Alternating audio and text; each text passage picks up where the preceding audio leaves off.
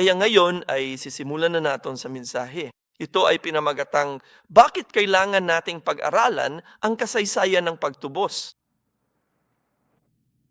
Mahalaga ang pag-aral ng kasaysayan ng pagtubos dahil nakakatulong ito sa atin na maunawaan ang buong kwento ng Biblia ng holistiko, hindi lamang ang paunti-unti. Dahil napansin ko, maraming Kristiyano ang may ilang talata lang sa Biblia na alam nila na iniisip nila, ito ang paborito kong talata sa Biblia, alam mo na, parang galing sa mga awit o kung ano paman. Pero hindi nila alam ang buong kwento. At ang Biblia ay isang nagkakaisang aklat na may isang kwento na nagmula sa Genesis hanggang sa Apokalipsis. Kaya kung hindi natin matututunan ang kasaysayan ng pagtubos na tumatakbo sa buong Biblia, maaring inilalayo natin sa konteksto ang mga talatan ito ng Biblia. Kinahanglan natong masayran ang kasaysayan sa pagtubos. Sugdan na to. Unsa ang kasaysayan sa pagtubos? Basig na dungog na nimo kining mga pulunga sa simbahan. Ano yun? Ang ekspresyong kasaysayan ng pagtubos ay tumutukoy sa buong kasaysayan ng Biblia. Napakasimple ra. Mula sa Genesis hanggang sa Apokalipsis, ang buong kwentong iyan ay tinatawag na ang kasaysayan ng pagtubos. Kaya, binubuo ito ng apat na bahagi. Ang kasaysayan ng pagtubos ay may apat na malalaking bahagi.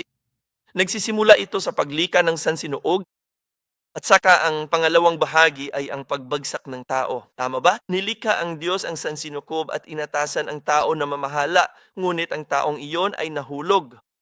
Kaya ang ikatulong bahagi ay ang pagtubos ng nagkasalang sangkatauhan sa pamamagitan ni Hesukristo. Yan ang una mong blanko. Ang dalawang blankong linyang iyon ay si Hesukristo. Kaya dahil sa pagbagsak ng tao, kailangan tayong tubuso ng Diyos sa pamamagitan ni Hesukristo. At pagkatapos, sa huli, ang gawaing iyon ng pagtubos ay matatapos sa tinatawag na kaganapan ng pagtubos. At iyon ay matatapos kapag bumalik si Jesus. Kaya iyan ang malawak na larawan ng kasaysayan ng pagtubos. Kaya kung iguguhit mo ito ng ganito, maaring mas madali itong maintindihan.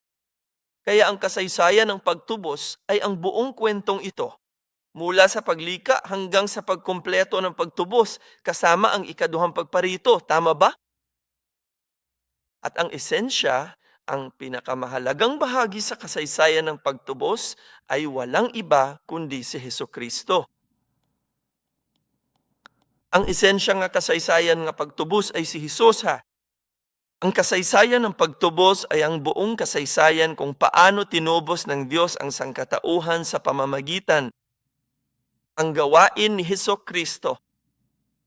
Okay? Ito ang buong kwento kung paano tutubusin ang Diyos ang sangkatauhan sa pamamagitan ni Jesus. Okay, puntong pangalawa. Ano ang pagkakaiba ng pagtubos at kaligtasan? Dahil paulit-ulit nating ginagamit ang salitang pagtubos. Tama ba? Kasaysayan ng pagtubos. Pero karamahan sa mga tao ay hindi talaga pamilyar sa salitang iyan. Mas pamilyar ka siguro sa salitang kaligtasan, di ba? Paano tayo naliligtas? At sinasabi natin, tayo ay ligtas sa pamamagitan ni Jesus, sa pamamagitan ng paniniwala kay Jesus. Tama ba? Kaya anong pagkakaiba ng dalawang salitang ito, pagtubos at kaligtasan? Bueno, ang kaligtasan ay isang mas malawak at mas pangkalahatang termino. Ang ibig sabihin lang nito ay mag-ipon. Ito ay ang gawaon ng pagliligtas sa isang tao. Ngunit ang pagtubos ay isang mas makitid at mas espesipikong termino. Ang pagtubos ay sumisimbolo sa pagpapalaya ng isang tao mula sa pagkaalipin ng kasalanan. Tama ba? Kaya halimbawa, noong panahon ng Biblia, lalo na sa Roma, mayroon silang mga alipin at maaring palayain ang mga alipin kung babayaran mo ang halaga ng kanilang halaga. Kaya ganoon ang kahulugan ng pagtubos noon. Kung ikaw ay isang alipin at may nagbayad para sa imo, maari kang makatanggap ng kalayaan.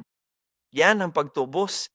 Kaya ang pagtubos ay sumisimbolo sa pagpapalaya sa isang tao mula sa pagkaalipin ng kasalanan. Ikaw, dahil ngayon tayo ay mga alipin ng kasalanan.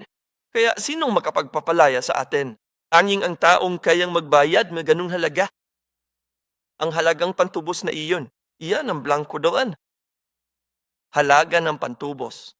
Kaya, ang pagtubos ay laging may kasamang halagang pantubos. May kailangan magbayad ng halaga. Kaya ang kaligtasan ay isang mas malawak na termino. Hindi ito nangangailangan ng pagbabayad ng presyo. Ngulit, ginagawa ito ng pagtubos. Kaya nga natong ginamit ang salitang pagtubos dahil mas tumpak ito sa ginawa ni Jesus. Binayaran ng halaga para sa amin. Kaya ano ang presyong iyon? Sa mga taga-Roma, Kabanata 6, talata 23, sinasabi, sapagkat ang kabayaran ng kasalanan ay kamatayan. Kitaan mo, ang halagang binayaran ni Jesus ay gamit ang kanyang buhay, gamit ang kanyang dugo. Kamatayon ang suhol sa sala, busagi bayaran kini ni Jesus alang kanato. Maukini ang kahulugan sa pagtubos. Gayon din sa Mateo 20, versikulo 28, sinasabi, ang anak ng tao ay hindi naparito upang taglingkuran, kundi upang maglingkod at ibigay ang kaniyang buhay. Isang pantubos para sa marami. Kitaan mo, ibinigay niya ang kanyang buhay bilang pantubos upang tayo ay palayayan mula sa ating mga kasalanan. Kaya iyan ang ibig sabot ng pagtubos. Kaya nga, mas tumpak ang terminong kasaysayan ng pagtubos. Amang termino yan. Sa paglalarawan ng ginawa ni Jesus para sa atin. Numero 3. Ano ang administrasyon?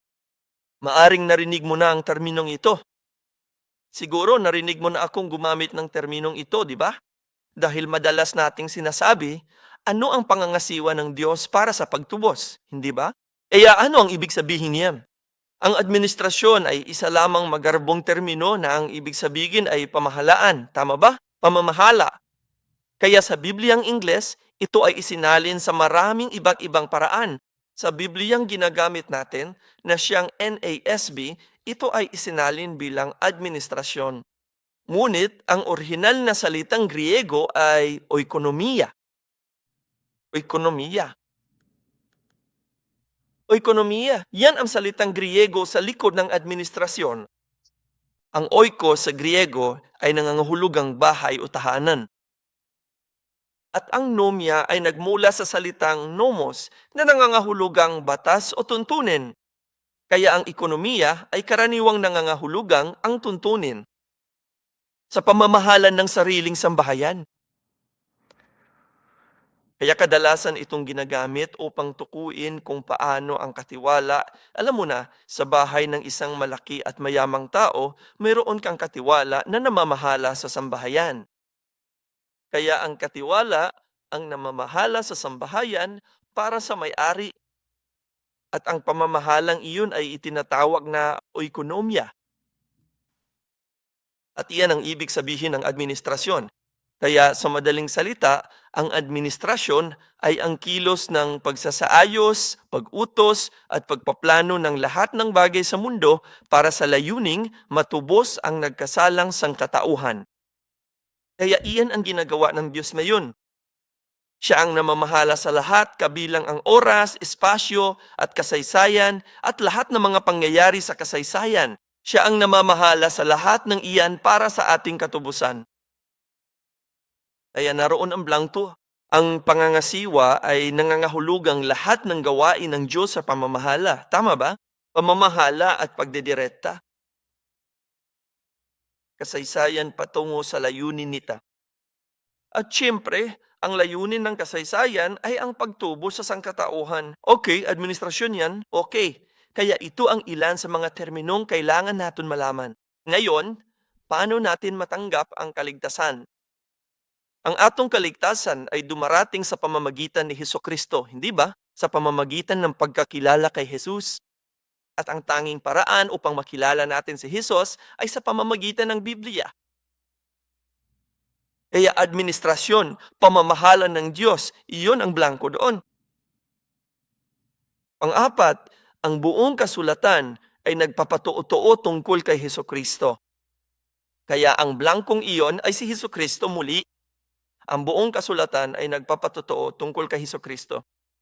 Kaya, kailangan nating matutunan ang kasaysayan ng pagtubos upang maunawaan natin ang sinasabi ng Biblia. Ang hirap talaga ng Biblia, di ba? Mahirap intindihin ang librong yan.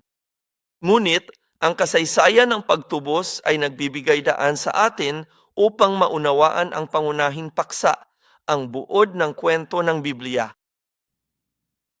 At ang puso ng buad na iyan ay si Jesus.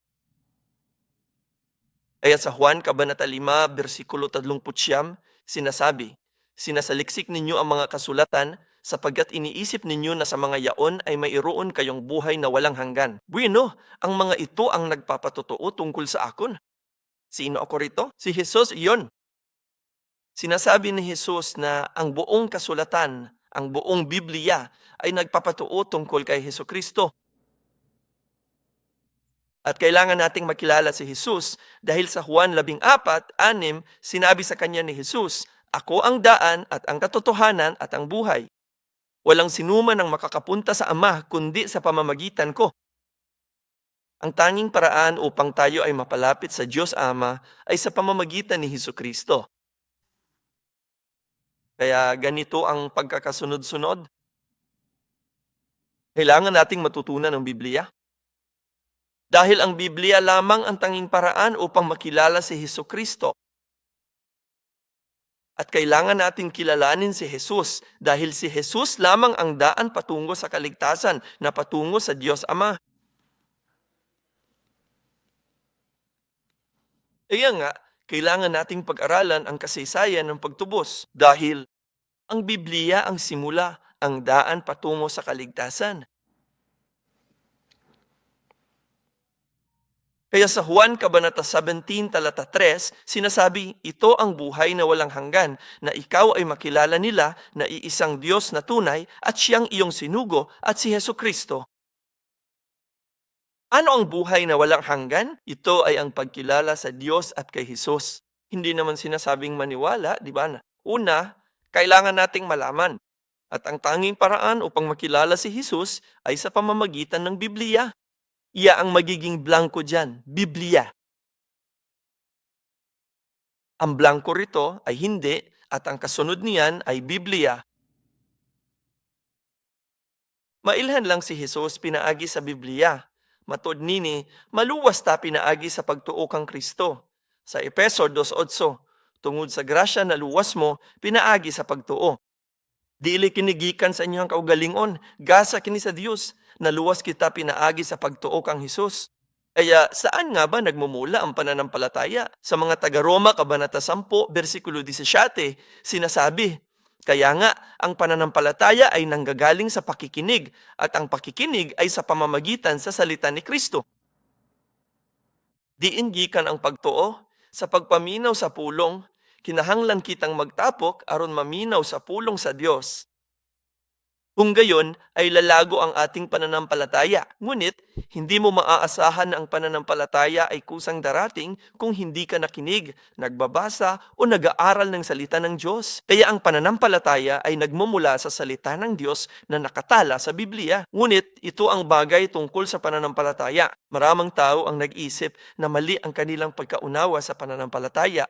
Iniisip nila na kung maniniwala lang tayo sa Diyos, maliligtas tayo. Pero hindi iyan ang sinasabi ng Biblia.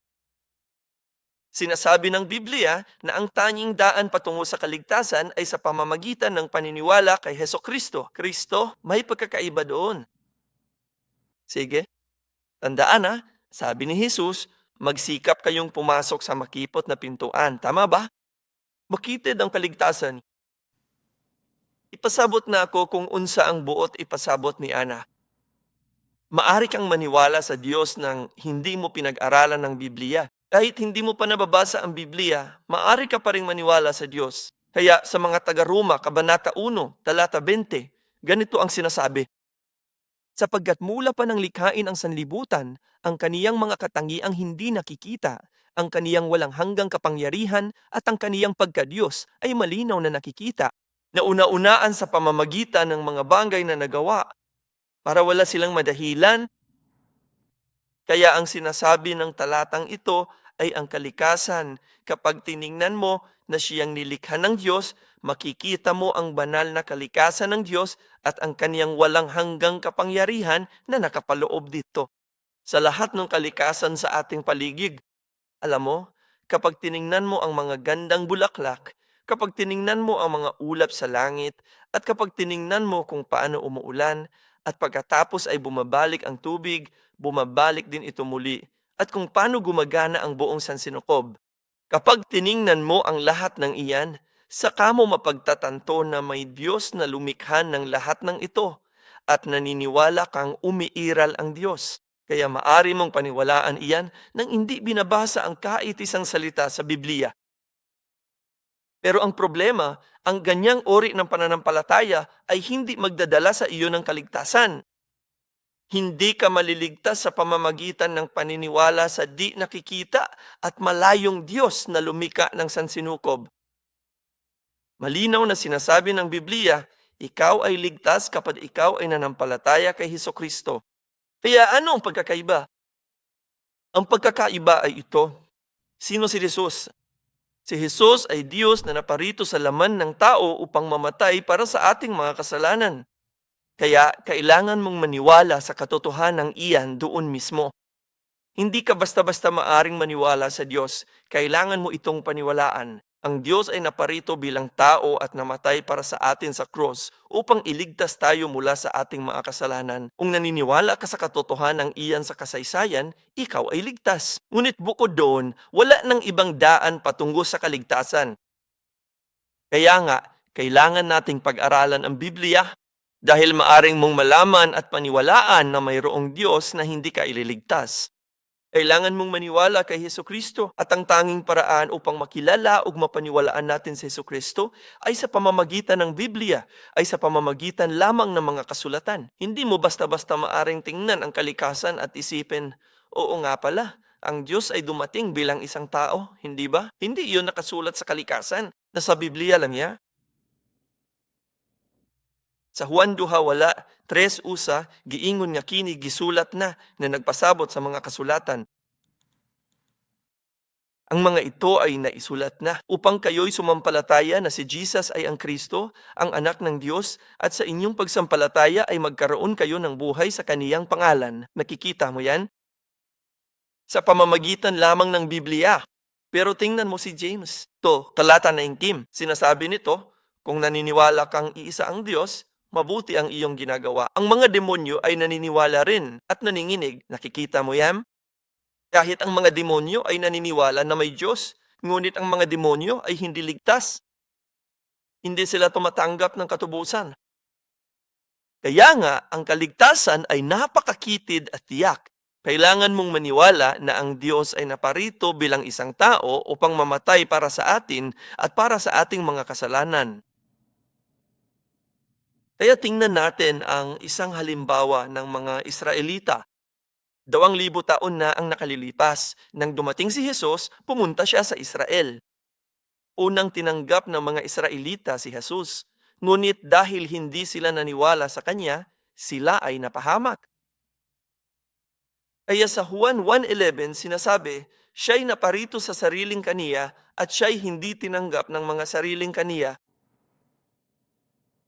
Kaya ang tanong ay ito, bakit nangyari ito? Hindi ba naniniwala sa Diyos ang mga Israelita? Naniwala naman sila sa Diyos, di ba? Napakahusay nilang sinunod ang batas. Nanalangin sila ng 2 beses sa isang araw at nag-ayuno sa loob ng 1 linggo. Nagbabasa sila ng Biblia tuwing Sabbath at mahigpit silang sumusunod sa batas ni Moises. Gayunpaman, hindi sila naniwala kay Jesus, kaya sila ay nawasak kahit na naniwala sila sa Diyos.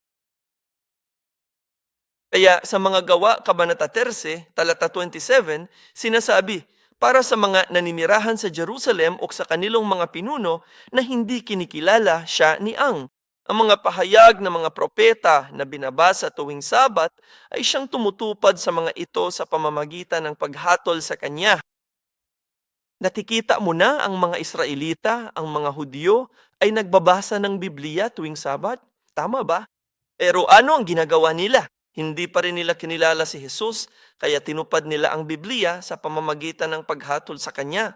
Dahil ipinopropesiya ng Biblia na si Jesus ay darating at magdurusa at mamatay. Tama ba? Nabasa na nila iyon. At hindi pa rin nila alam ang ibig sabihin noon. Kaya pinuntahan pa rin nila siya at pinatay. Kaya bakit nangyari ito? Kahit na binabasa nila ang Biblia linggo-linggo, iyon ay dahon, hindi nila naunawaan ang kahulugan nito. Binasa lang nila. Binasa lang nila ang mga salita. Hindi nila naintindihan ang ibig sabihin noon. Binabasa nila ito dahil, alam mo na, inutusan sila ng kanilang mga magulang, dahil inutusan sila ng kanilang mga asawa, at dahil tradisyon iyon. Binawa lang nila. Dinaan lang nila ang galaw ng hindi talaga naunawaan. Iyan ang problema. Kaya sa 1 Corinto 2, versikulo 7 at 8, sinasabi, kundi sinasalita namin ang karunungan ng Diyos sa isang hiwaga, ang karunungang natatago na itinalaga ng Diyos bago pa man ang mga panahon para sa ating kaluwalhatian. Karunungang hindi naunawa ng sinuman sa mga pinuno sa mundo. Sapagkat kung naunawaan lamang nila, hindi sana nila ipinako sa cross ang Panginoon sa kaluwalhatan. Nakikita mo yan? Kung naunawaan lamang nila, hindi sana nila pinatay si Jesus. Ibig sabihin, pinatay nila si Jesus dahil hindi nila naunawaan ang karunungang ito. Kaya masaan ang karunungang ito? Sa ikaduhang Timoteo 3, versikulo 15, sinasabi, at mula sa pagkabata ay nalalaman mo ang mga banal na kasulatan na makapagbibigay sa imong karunungan tungo sa kaligtasan sa pamamagitan ng pananampalataya kay Kristo Jesus. Kaya ang karunungang iyan ay nasa Biblia. Kaya muli, binabasa ng mga Hudyo ang Biblia linggo-linggo, ngunit hindi nila naunawaan. Hindi nila natanggap ang karunungang nakapaloob sa Biblia, kaya pinatay nila si Jesus. Sa madaling salita, ang pananampalataya ng mga Israelita, 2,000 taon na ang nakalipas, ay hindi ganap na nakabatay sa mga salita ng banal na kasulatan. Ang kanilang pananampalataya ay nakabatay sa ibang bagay. Kaya anong ginawa nila? Itinatag nila ang sarili nilang katuwiran.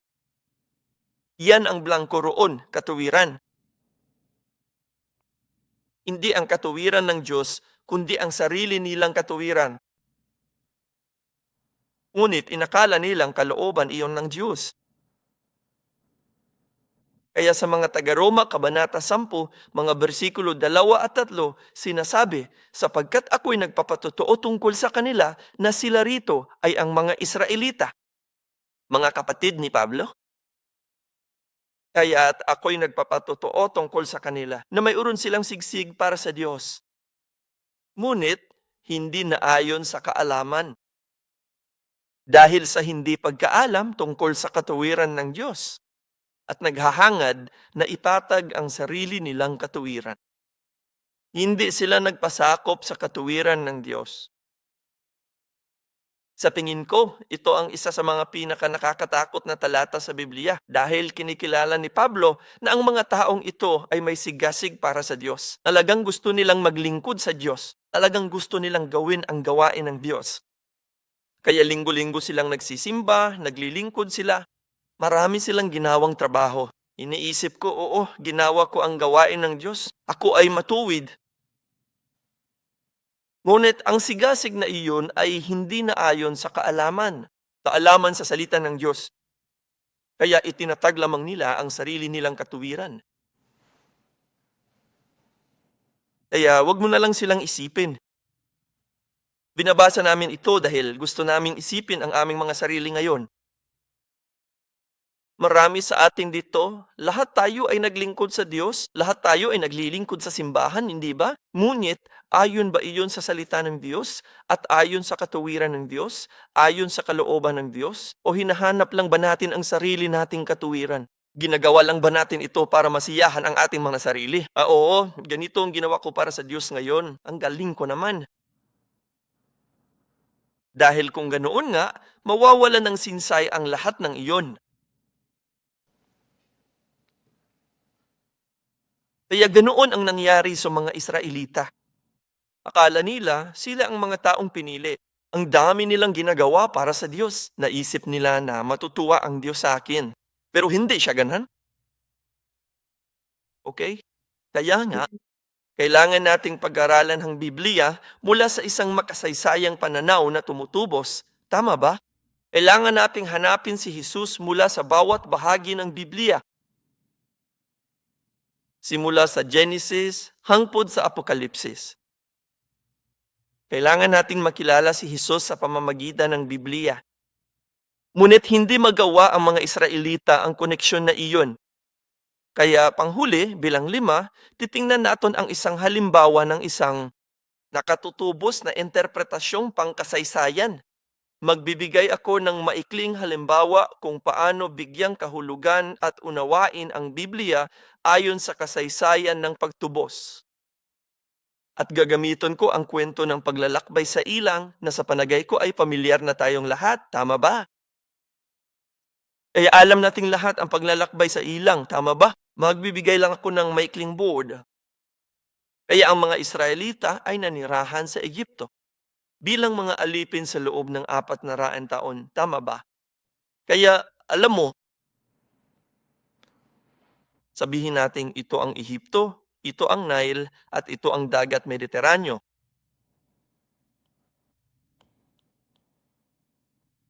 O kini ang halangdon nga bundok Sinai.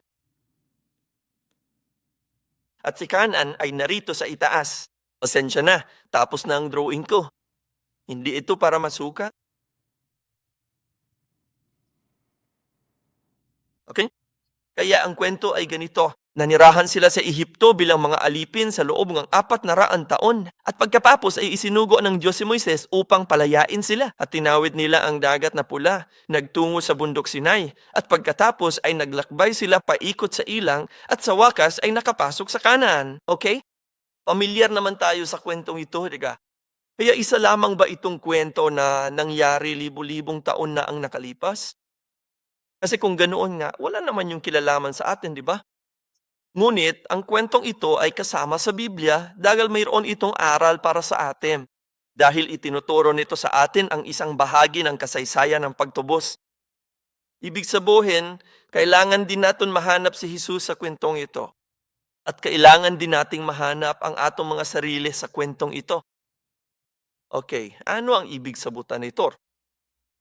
Tingnan natin ang kwentong ito. Kaya, numero 1. Ang unang blanko na iyon ay ang Ehipto. Sumisimbolo sa bumagsak na mundo. Ehipto, sumisimbolo sa bumagsak na mundo. Sa pahayag 11, versikulo 8, sinasabi nito, at ang kanilang mga bangkay ay mabubuwal sa lansangan ng dakilang bayan na sa mahiwagang paraan ay tinatawag na Sodoma. At sa Ehipto, kung saan ipinako sa krus ang kanilang Panginoon. Kaya namatay si Jesus sa Jerusalem, tama ba? Siya ay ipinako sa krus sa Jerusalem. Ngunit dito sinasabi sa mistiko o espiritual na paraan na siya ay namatay sa Ehipto. Kaya ang Ehipto ay sumisimbolo sa makasalanang mundo na pumatay kay Jesus. At ang mga Israelita ay naging mga alipin sa Ehipto. Anong itinuturo nito sa atin? Tayo, bago natin nakilala si Jesus, tayo ay mga alipin ng kasalanan sa makasalanang mundong ito. Kaya kung saan tayo nabubuhay ngayon, itong makasalanang mundo, ito ang Ehipto. Pangalawa, sinasabi rito na dagat na pula, tama ba?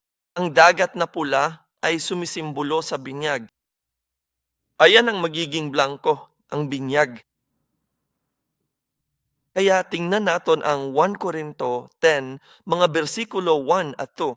Sinasabi nito, sapagkat hindi ko nais na hindi ninyo malaman mga kapatid na ang ating mga ninuno ay napasailalim ng ulap at lahat ay tumawid sa dagat at lahat ay nabautismuhan kay Moises sa ulap at sa dagat. Kaya naranasan ang mga Israelita ang himalang ito ng paghahati ng dagat na pula at naglakad sila patawid sa dagat na pula. Tama ba? Ngunit si Apostol Pablo rito, mga 1,500 taon na ang lumipas, ay binibigyang kahulugan iyon na sinasabing iyon ang kanilang bautismo. Binigyan ng Diyos ang lahat ng mga Israelita ng sama-samang binyag ng sabay-sabay sa dagat na pula. Kaya ano ang bautismo? Sa akong tanaw, kitang tanan na bautismohan naman diri, di ba? Mao nga kung nabautismohan na ka, unsa man gyud ang bautismo. Ang bautismo nag-ingon nga kabalo na mo sa simbaang Presbyterian, wala na mo nagibuhat. Pero noong unang panahon, ano ang ginawa nila? Inilublob nila si Jesus sa ilog, tama ba? Kaya kapag lumusong ka sa tubig, sinasabi mo, patay na ang matandang iyon. Patay na ang matandang tao ng kasalanan. At pagkatapos, pag-aahon mo sa tubig, ikaw ay isang bagong nilalang kay Kristo. Nalinis na ang lahat ng iyong mga kasalanan sa ilog. Kaya ang bautismo ay nagpapahiwatig na ang dating pagkatao ay patay na. Ngayon, ikaw ay isang bagong nilalang. Kaya nang tumawid ang mga Israelita sa dagat na pula, ano ang ipinagawa sa kanila ng Diyos? Sinabihan niya silang huminto at lumingon at tingnan ang mga bangkay ng mga Ehipsyo sa dagat na pula. Bakit kaya sila pinagawa ng Diyos na ganoon? Sinasabi niya, tingnan mo, iyan ang dating ikaw. Iyan ang iyong mga dating amo ngang alipin din ha. Gaya ng dati mong buhay. Ngayon, ikaw ay isang bagong nilalang. Tayo ay mga taong pinili. Hindi ka na mga alipin. Kaya pagkatapos nilang tumawid sa dagat na pula, nagbago ang kanilang pagkakakilanlan. Ganun din sa atin. Nang tayo ay biniyagan, ang atong pagkakakilanlan ay nagbago mula sa isang makamundong tao tungo sa isang anak ng Diyos. Iyan ang binyag. Pagtabok sa mga Israelita sa dagat na pula, nabautismuhan sila.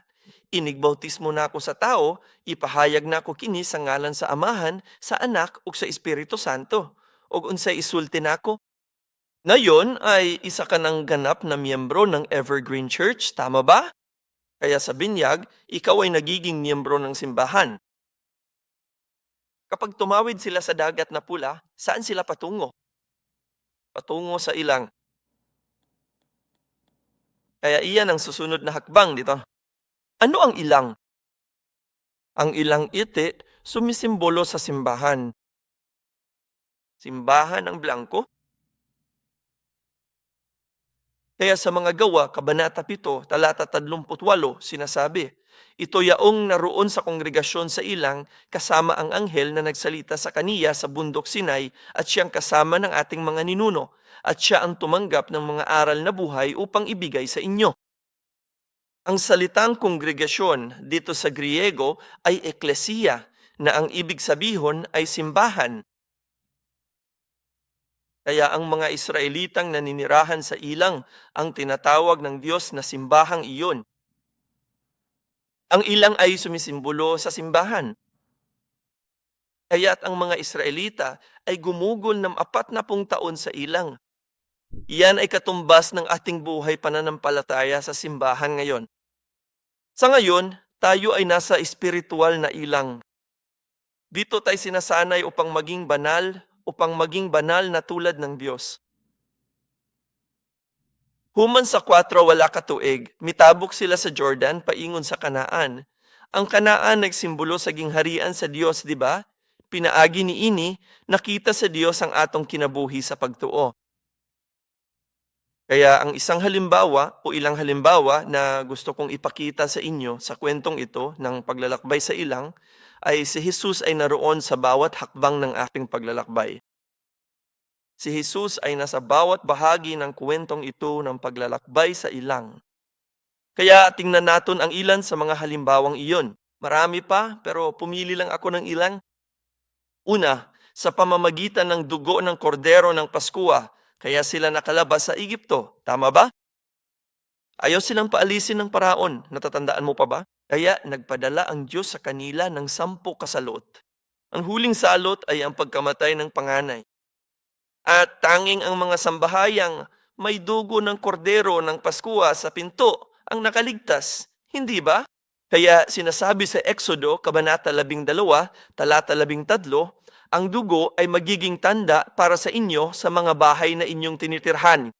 At kapag nakita ko kayo, lalampasan ko kayo. At walang salot na darating sa inyo nga lipulin kayo kapag sinaktan ko ang lupain ng Ehipto. Kita mo, kaya nga nato nakuha ang terminong Paskwa. Lalampasan ng Diyos kung taglay mo ang dugo ng kordero. Kaya ano ang sinisimbolo ng dugo ng kordero? Dugo ni Hesukristo, yan, di ba? Kaya sa 1 Corinto 5, versikulo 7, sinasabi, alisin ninyo ang lumang libadura upang kayo'y maging bagong limpak, kung paanong kayo'y walang libadura. Sapagkat si Kristo, ang ating Paskwa, ay inihain na rin. Kitaan nyo, si Hesukristo ang ating kordero ng Paskwa. Kaya kapag tayo ay naniniwala sa dugo ng ating Panginoong Hesukristo, ang mga salot sa Ehipto ay hindi daratong sa aton. At pagkatapos, nang makapasok sila sa ilang, walang pagkain sa ilang. Tama ba? Ano ang ikinabuhay nila? Sa mana. Kaya ano ang mana? Si Jesus na naman niyam. Sa Juan Kabanata 6, mga versikulo 48 hanggang 50, sinabi ni Jesus, ako ang tinapay ng buhay. Kumain ang inyong mga ninuno ng mana sa ilang, at sila'y namatay. Ito ang tinapay na bumababa mula sa langit, upang ang sinuman ay makakain nito at hindi mamatay. Nagsasalita siya tungkol sa sarili niya. Sinasabi ni Jesus, ako ang tunay na mana. Kailangan natin akong kainin. Kailangan nating kainin ang salita ni Kristo. Iyang ang atong mana. Kaya't naoron si Jesus sa ilang, pinakakain sila ng sarili niyang katawan. At ang ikatulong halimbawa ay ang bato. Ang bato. Sa 1 Corinto 10, versikulo 4, sinasabi nga, at lahat ay uminom ng iisang inuming espiritual. Sapagkat umiinom sila mula sa espiritual na bato na sumusunod sa kanila, at ang batong iyon ay si Kristo. Kaya ang blanco ay si Kristo. Tandaan na, sa ilang walang tubig. Kaya ano ang ginawa ng Diyos para sa kanila? Nagpalabas ang Diyos ng tubig mula sa bato. At sinabi ni Pablo na ang bato ay si Kristo. Okay, ngayon par-usapan natin ng kaunti pa ang tungkol sa bato. May dalawang beses, dalawang insidente sa ilang, kung saan lumalabas ang tubig mula sa bato. Ang una ay sa isang lugar na tinatawag na Repidim. Side at ang unang pagkakataon na iyon. Ito ang sinabi ng Diyos. Sa Exodo, Kabanata 17, talata 1, sabi niya, masdan mo, tatayo ako sa harap mo roon sa ibadaw ng bato sa Horeb, at hahampasin mo ang bato, at labas ang tubig mula rito, upang ang mga tao ay makailom. At ginawa nga ni Moises sa paningin ng mga matanda sa Israel. Kaya sa unang pagkakataon, sinabi ng Diyos na hampasin ang bato, at lumabas ang tubig. Kaya uminom ang lahat at sila'y masaya. Ito ay noon umpisa pa lamang. Ito ay noong unang taon ng Exodo. Ito ay sa simula ng paglaklakbay sa ilang. Ngayon, ang pangalawang pagkakataon na lumabas ang tubig mula sa bato ay sa isang lugar na tinatawag na Kadesh. At ito ay nangyari makalipas ang mga 38 na taon. Ito ay papalapit na sa katapusan ng paglalakbay sa ilang. At ito ang sinabi ng Diyos doon. Sabi niya sa mga Bilang Kabanata 20, versikulo 8, sinasabi, kunin mo ang tungkod, at ikaw at si Aaron na iyong kapatid ay tipunin ninyo ang kapisanan at magsalita kayo sa bato sa harap ng kanilang mga mata upang ito'y maglabas ng kaniyang tubig. Sa gayon ay ilalabas mo ang tubig para sa kanila mula sa bato at painumin mo ang kapisanan o ang kanilang mga hayop. Kaya sa pangalawang pagkakataon nang umahon ang tubig mula sa bato, sinabi ng Diyos kay Moises na kausapan ang bato. Huwag mong hampasin, kundi kausapin mo. Ngunit ano ang ginawa ni Moises? Malamang naisip ni Moises, ano nga bang pagkakaiba? Hindi ba? Kausapon mo, hampason mo, basta't may lumalabas na tubig, di ba? Kaya sa talata 11, sinasabi, nang maggagayoy, itinaas ni Moises ang kaniyang kamay at pinalo ang bato ng kaniyang tungkod ng 2 beses. At ang tubig ay lumabas na sagana at ang kapisanan at ang kanilang mga hayop ay uminom. Kaya lubas nga ang tubig. Pareho lang naman ang resulta, di ba? Maraming tao ngayon ang nag-isip, basta maganda ang resulta, hindi mahalaga kung paano ka makakarating doon. Tama ba? Pero hindi iyon ang iniisip ng Diyos. Galit na galit ang Diyos kay Moises dahil sa ginawa niya. Kaya ito ang pangyayari kung saan sinabi ng Diyos, dahil hindi ninyo ako pinabanal, hindi kayo makakapasok sa Kanaan. Dahil sa pangyayaring ito, hindi makapasok si Moises sa Kanaan. Ganun iyon kahalaga para si Diyos. Kaya ang tanong ay ito, bakit napakahalaga nito? Basta't may tubig na lumalabas sa bato, yun ang mahalaga, di ba? Ano ang mahalaga kung hampasin mo ito o kausapin? Magkaiba ang dalawang salitang Hebreo para sa bato. Dito sa Repidim, ang salita para sa bato ay tsur, na nangangahulugang isang malaking bato na nakahiga sa lupa at napakakinis. Isa itong malaking bato na nakahiga sa lupa at napakakinis. Sa pangalawang pagkakataon sa Kadesh, ang salita para sa bato rito ay sela. Isa itong matangkad at nakatayong bato na maraming siwang at bitak. Dalawang magkaibang uring bato. Kaya ano ang pagkakaiba? Gaya ng sabi ko, ang unang pagkakataon ay noong simula ng paglalakbay sa ilang. Ang pangalawang pagkakataon ay noong papalapit na ang katapusan ng paglalakbay sa ilang. Kaya alam natin na ang bato ay sumisimbolo kay Jesus. Tama ba? Ngunit paano nga ba nagkakaiba ang dalawang insidenteng ito? Ang unang bato, ang tsur, ay sumisimbolo sa unang pagdating ni Kristo. Kaya nga sinabi ng Diyos kay Moises na hampasin ng bato. Sa madaling salita, sa unang pagparito, si Jesus ay naparito upang magdusa. Magdusa at mamatay. Iyan ang dalawang salitang nasapat lang. Mag-antos gayod ug unya mamatay sa katapusan. Kaya na sinabi ng Diyos kay Moises na hampasin ang bato. Ipinapakita nito sa atin kung ano ang ministeryo ni Jesus sa unang pagdaton. Naparito siya upang mamatay para sa atin, upang bugbugin at magbubuang dugo para sa atong mga kasalanan. Iyan ang layunin ng unang pagdatom. Gayunpaman, sa ikalawang pagparito, si Jesus ay hindi bubalik upang magdusa, kundi siya ay dumating upang ipangaral ang salita ng Diyos at upang humatol gamit ang kanyang salita. Kaya ang pangunahing ministeryo ng ikalawang pagparito ay ang ministeryo ng salita. Kaya nga sinabi ng Diyos kay Moises na kausapon ang bato. Kaya gayang nakikita mo, kung walang mapantubos na pananaw sa kasaysayan, napakaraming bagay sa Biblia na hindi nating mapapansin o maunawaan nang hindi natin maunawaan. Kaya nga, kailangan nating pag-aralan ang kasaysayan ng pagtubos. Kailangan nating pag-aralan ang buong Biblia ng holistikong paraan bilang iisang aklat at bilang isang aklat na pawang tumutukoy sa gawain ni Hesukristo. Si Jesus ay nasa bawat bahagi ng lumang tipan at bagong tipan. Ang esensya nga kasaysayan ng pagtubos ay si Jesus at wala ng iba. Kaya nga, dapat nating basahin at pag-aralan ang Biblia mula sa isang nakatutubos na pananaw sa kasaysayan. Kaya't dalangin ko habang sinisimula natin ng taong 2023 na mas malalim nating suriin ang Biblia sa pamamagitan ng pag-aaral ng kasaysayan ng pagtubos. Kaya ngayon, ang siula, gagawin natin ito sa buong taon sa ikalawang serbisyo sa araw ng Panginoon, 1:30 ng hapon. Huwag palampasin. Maari kang pumalya ng hindi bababa sa 3 beses, ngunit subukang huwag pumalya kahit kailan. At alam mo, kung ikaw ay alis para mag-aral sa malayo o kung ikaw ay nakatira sa malayong lugar sa labas ng estado, maari kang sumali sa amin online. Ngunit tanging ang mga taong nakatira ng napakalayo para aktwal na makapunta sa simbahan. Okay?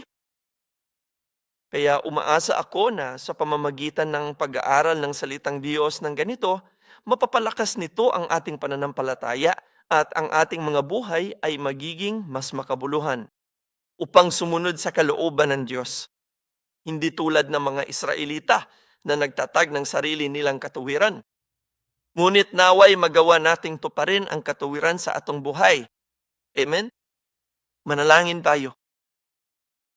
Mahal na Ama sa langit, maraming salamat po sa mga salitang ibinigay ninyo sa amin at sa inyong paggabay sa aming mga buhay. Diyos, hangad naming matuto ng higit pa tungkol sa salita ng Diyos na mas malalimong pag-aralan ang Biblia at magkaroon ng totoo at wastong pag-unawa sa iyong salita. At Diyos, dalangin ko na tulungan mo kaming magawa ito sa pamamagitan ng kasaysayang ito ng Redemption Academy na aming sinimulan dito ngayon. Diyos Ama, samahan po ninyo kaming lahat. Tulungan mo kaming maging determinado sa aming mga puso na wag liban kahit isang klase. Ngunit naway may pagpatuloy namin ito ng may matatag at tapat na puso upang kayo'y maari natong maranasan ang pagbabago ng atong buhay sa pamamagitan ng salita ng Diyos. Kaya naman lubos kaming nagpapasalamat sa iyo para sa salitang ito na iyong ibinigay sa amin. Kaya naman nais naming ibulga sa iyo ang handog na ito. Tulungan mo kaming magbigay ng may pusong nagpapasalamat, ng may masayang puso, at ng may pusong punong pananampalataya upang ang handog na ito ay maging isang pagpapala sa iya at gayon din sa amin. Bagamat maliit na bahagi lamang ito ng iyong ipinagkaloob sa amin, dalangin namin na ito ay maging kalugod-lugod sa iyong paningin at naaway gamiton ang handog na ito para lamang sa iyong kaluwalhatian. Nagpapasalamat kami sa iyo at idinalangin namin ang lahat ng ito sa pangalan ni Hesukristo. Amen. Purihin nato ang Diyos sa pamamagitan ng atong palakpakan.